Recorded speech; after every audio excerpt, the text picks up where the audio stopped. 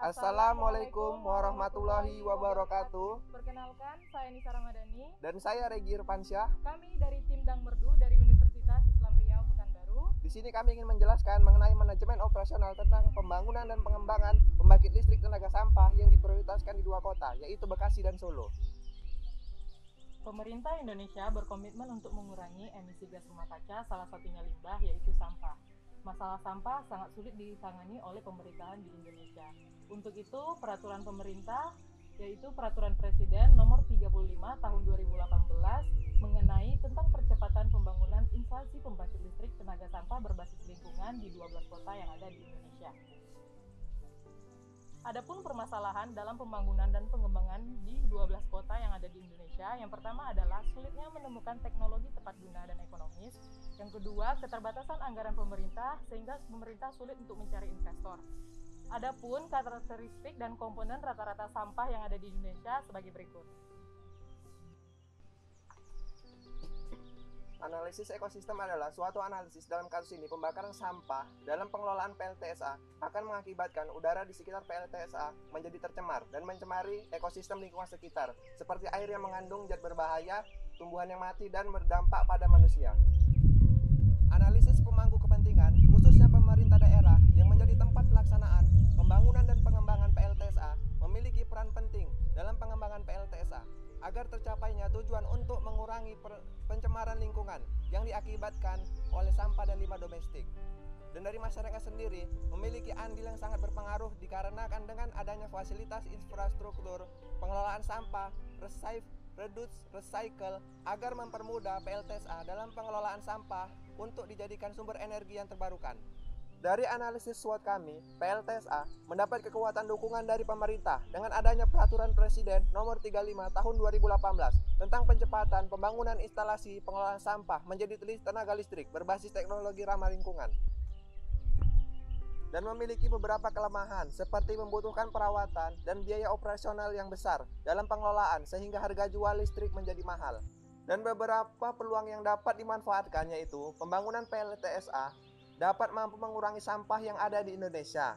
Dan ancamannya ialah pembakaran sampah juga mengakibatkan partikel halus sehingga berdampak pada kesehatan yang bisa menyebabkan penyakit. Analisis PESTEL. Analisis PESTEL adalah suatu alat analisis untuk menganalisis faktor-faktor politik, ekonomi, sosial, teknologi, ekologi, dan legalitas. Yang pertama adalah faktor politik.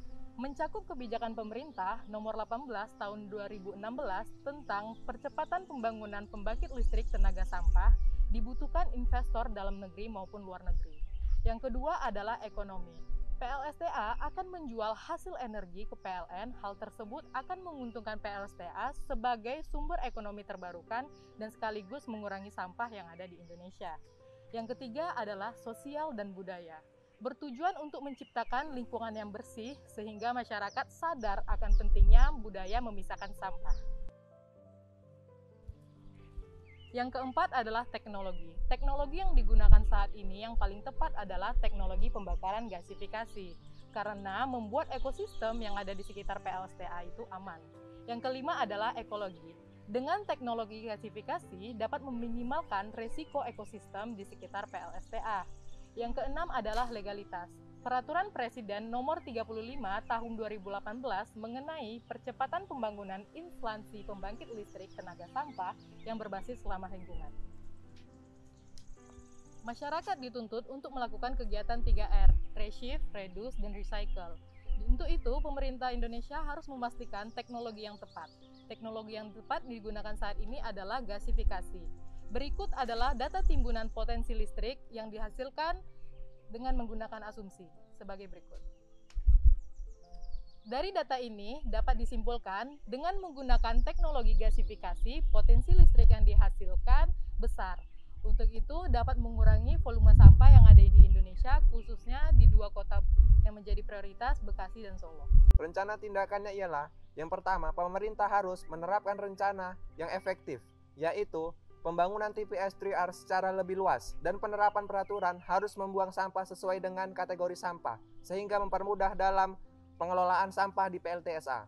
Yang kedua, khususnya di Kota Bekasi dan Solo, dalam proses perizinan dan kerjasama harus ada tahap yang jelas dan mudah dalam jual beli listrik sehingga tidak mempersulit pemerintah Kota Bekasi dalam mengimplementasikan Peraturan Presiden Nomor 35 Tahun 2018 tersebut.